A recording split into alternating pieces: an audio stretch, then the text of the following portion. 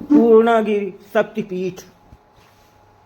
पूर्णागर शक्तिपीठ ये स्थान चंपावत से 95 किलोमीटर की दूरी पर तथा टनकपुर से मात्र 25 किलोमीटर की दूरी पर स्थित है। इस देवी दरबार की गणना भारत की 51 शक्तिपीठों में की जाती है। शिव पुराण में रुद्र संहिता के अनुसार दक्ष प्रजापति की कन्या सती का विवाह भगवान शिव के साथ किया गया था। एक समय दक्ष प्रजापति द्वारा यज्ञ का आयोजन किया गया, जिसमें समस्त देवी देवताओं को आमंत्रित किया गया, परंतु शिव शंकर का अपमान करने की दृष्टि से उन्हें आमंत्रित नहीं किया गया। सती द्वारा अपने पति भगवान शिव शंकर का अपमान सहन न होने के कारण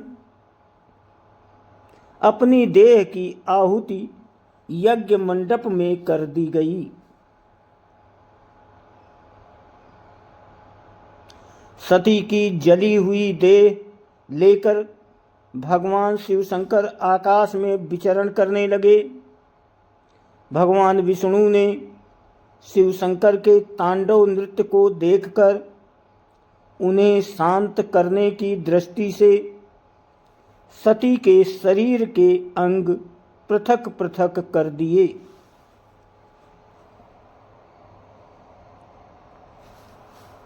जहाँ जहाँ पर सती जी के अंग गिरे वहाँ पर शांतिपीठ यानी शक्तिपीठ स्थापित हो गए।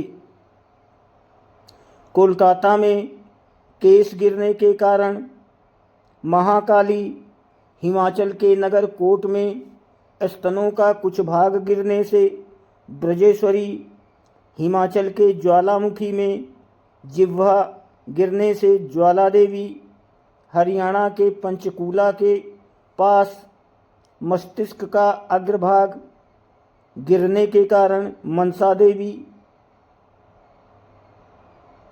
कुरुक्षेत्र में टखना गिरने के कारण भद्रकाली, सहारनपुर के पास शिवालिक पर्वत पर शीश गिरने के कारण शाकंभरी देवी, कराची के पास ब्रह्मरंध्र गिरने से माता हिंगलाज भवानी,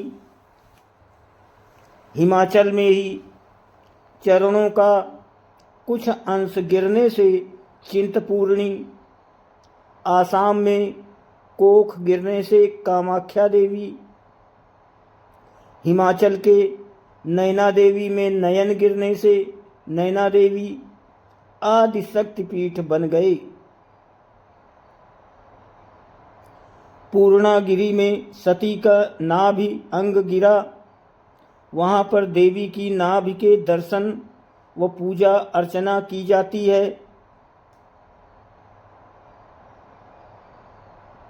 ये स्थान टनकपुर से मात्र 17 किलोमीटर की दूरी पर है। अंतिम 17 किलोमीटर का रास्ता श्रद्धालु अपूर्व आस्था के साथ पार करते हैं। नेपाल इसके बगल में है। समुद्र तल से 3000 मीटर की ऊंचाई पर स्थित है। पूर्णागिरि मंदिर टनकपुर से 20 किलोमीटर, पिथौरागढ़ से 171 किलोमीटर और चंपावत से 92 किलोमीटर की दूरी पर स्थित है।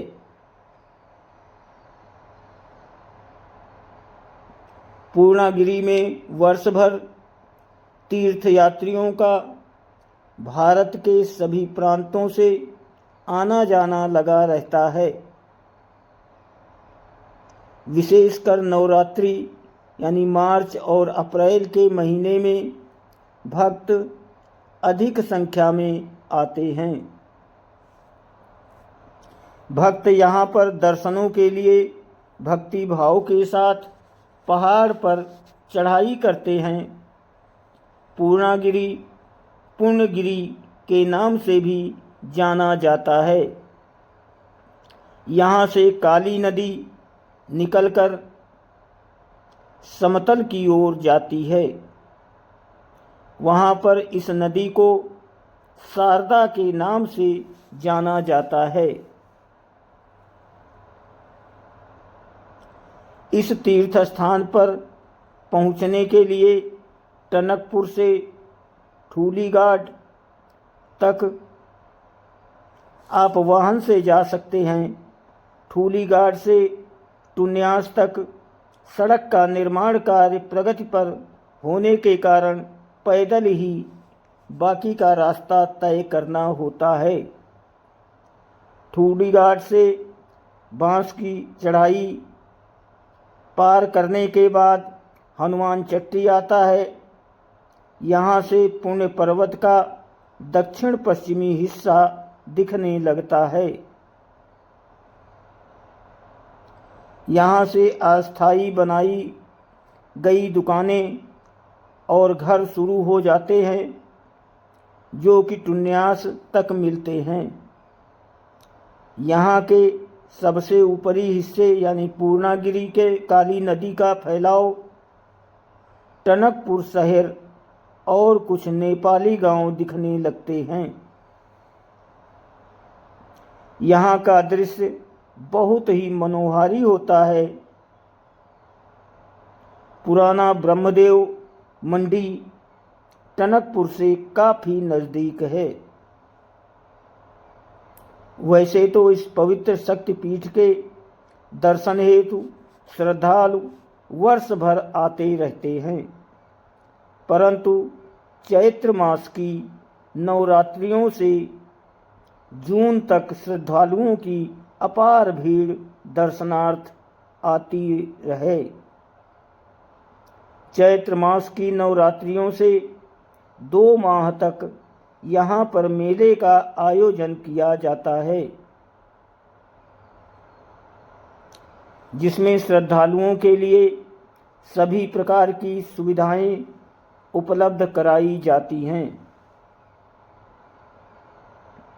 इस शक्तिपीठ में दर्शनार्थ आने वाले यात्रियों की संख्या वर्ष भर में 25 लाख से अधिक हो जाती है। इस मेले हेतु प्रतिवर्ष राज्य शासन द्वारा अनुदान की धनराशि जिलाधिकारी चंपावत के माध्यम से जिला पंचायत चंपावत जो कि मेले का आयोजन करते हैं को उपलब्ध कराई जाती है। मां पूर्णागिरि धाम के साथ बाबा सिद्धनाथ का महत्व भी जुड़ा है।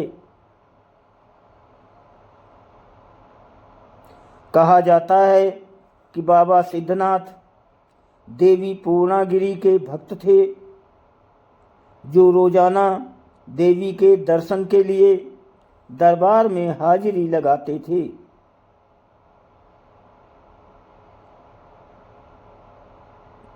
कहा जाता है कि एक दिन देवी पूर्णागिरि अपने कक्ष में श्रृंगार कर रही थीं कि इस बीच अचानक बाबा सिद्धनाथ देवी के शयन कक्ष में प्रवेश कर गए,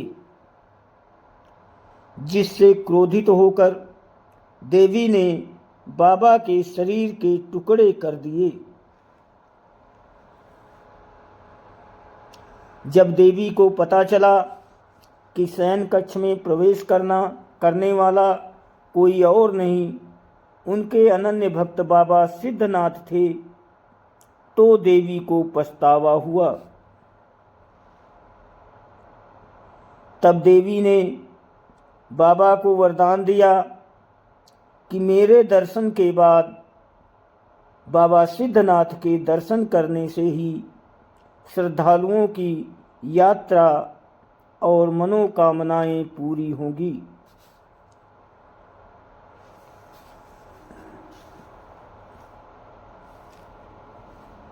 बताया जाता है कि बाबा सिद्धनाथ के शरीर के टुकड़े जहाँ जहाँ गिरे वहाँ अलग अलग रूप में उनके मंदिर स्थापित हुए।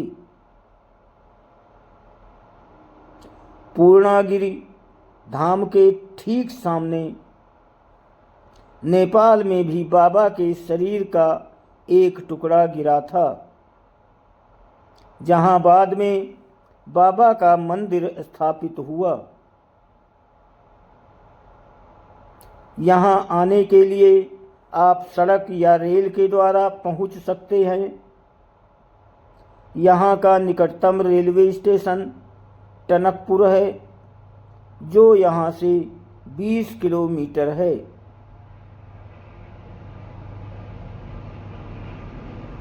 सड़क से यहाँ आने के लिए मोटर मार्ग ठूलीघाट तक है, जो कि टनकपुर से 14 किलोमीटर है। उसके बाद टुन्यास तक सड़क का निर्माण का कार्य चल रहा है, जिसकी दूरी 5 किलोमीटर है। तत्पश्चात 3 किलोमीटर का रास्ता पैदल ही पूरा करना होता है। वायुमार्ग से आने के लिए यहाँ का निकटतम हवाई अड्डा पंतनगर है, जो कि खटीमा नानक मत्था के रास्ते 121 किलोमीटर की दूरी पर है। उपलब्ध सुविधाएं यहाँ अस्पताल, डाकघर, टेलीफोन, दवा की दुकानें आदि सामान्य सुविधा की वस्तुएं उपलब्ध हैं। निकटतम पेट्रोल डीजल पंप टनकपुर में है एवं बाकी सभी साधारण सुविधाएं के लिए टनकपुर सबसे पास का स्थान है।